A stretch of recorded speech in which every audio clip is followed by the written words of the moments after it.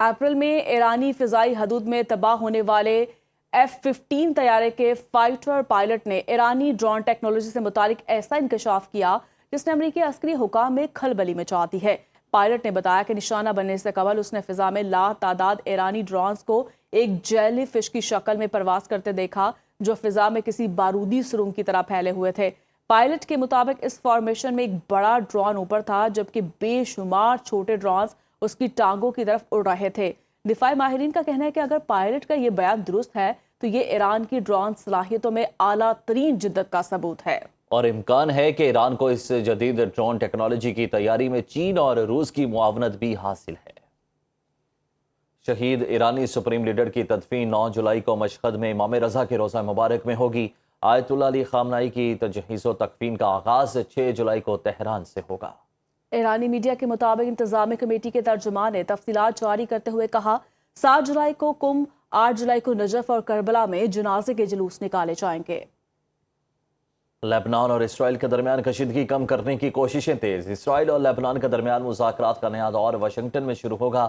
بات چیت سفارتی اور عسکری دونوں سطح پر ہوگی۔ امریکی حکام کے مطابق مذاکرات کا آغاز مشترکہ سیاسی اور عسکری اجلاس سے کیا گیا۔ اسرائیل لبنان مذاکرات جمعرات تک جاری رہنے کا امکان ہے۔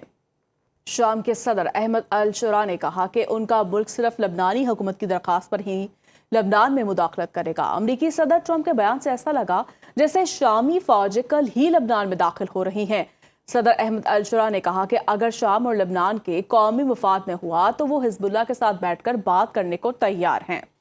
گزشتہ ہفتے صدر ٹرمپ نے کہا تھا کہ اسرائیل کو مشورہ دیا ہے کہ شام کو لبنان میں حزب اللہ سے نمٹنے تھے۔ فرانس میں ہیٹ ویو جاری ہے جس کے باعث گزشتہ جمعرات سے اب تک دریاؤں اور نہروں میں نہانے کے دوران ڈوبنے کے واقعات میں 40 افراد ہلاک ہو چکے ہیں۔ فرانس کے کئی بڑے شہروں میں درجہ حرارت ریکارڈ سطح تک پہنچ گئی ہے اور یورپ کے مختلف ممالک میں گرمی کی لہر اپنے عروج پر ہے۔ فرانس کے محکمہ موسمیات کے مطابق پیر کے روز فرانس میں جون کا گرم ترین دن ریکارڈ کیا گیا۔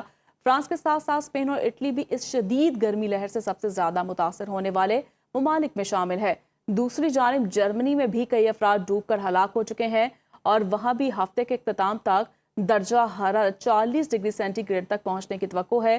جرمن لائف سیونگ ایسوسی ایشن کے مطابق جمعے سے اتوار کے درمیان تیراکی کے دوران کم از کم 6 ہلاکتیں رپورٹ ہوئی۔ برطانیہ میں بھی مسلسل بڑھتی گرمی کے سبب سینکڑوں سکولز بند، شہریوں کے لیے اہم ہدایات جاری۔ عالمی منڈی میں خام تیل کی قیمت میں 2% کمی واقع ہوئی۔ برینٹ خام تیل $77 فی بیرل میں فروخت ہو رہا ہے۔ WTI $73، UAE مربن $69 فی بیرل میں فروخت۔ ایران جنگ شروع ہونے کے بعد برینٹ کروڈ آئل خام تیل کی یہ کم ترین سطح ہے۔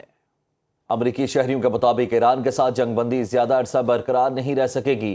ہر 4 میں سے صرف 1 امریکی شہری کا خیال ہے کہ ایران کے خلاف جنگ نقصانات کے مقابلے میں فائدہ مند ثابت ہوئی۔ اکثریت کو خدشہ ہے کہ جنگ بندی زیادہ عرصہ برقرار نہیں رہ سکے گی۔ رائٹرز اور آئیپسوس سروے کے نتائج کے مطابق جنگ کے اثرات صدر ڈونلڈ ٹرمپ کی عوامی مقبولیت پر اثر انداز ہوئے ہیں۔ ان کی مقبولیت کی شرح کم ہو کر 34% رہ گئی جو ان کی دوسری صدارتی مدت کے دوران اپریل میں ریکارڈ کی گئی کم ترین سطح کے برابر ہے۔ اس سروے میں شامل صرف 23% افراد کا ماننا ہے کہ جنگ کے بعد ایران کے مقابلے میں امریکہ کی پوزیشن زیادہ مضبوط ہوئی ہے۔ 35% کے نزدیک امریکہ پہلے کے مقابلے میں کمزور پوزیشن میں ہے۔ نتائج کے مطابق 50% جواب دہندگان نے کہا یہ تنازع اپنے اخراجات اور نتائج کے اعتبار سے فائدہ مند نہیں تھا، جبکہ باقی افراد نے اس بارے میں کوئی واضح رائے دینے سے گریز کیا یا غیر یقینی کا اظہار کیا۔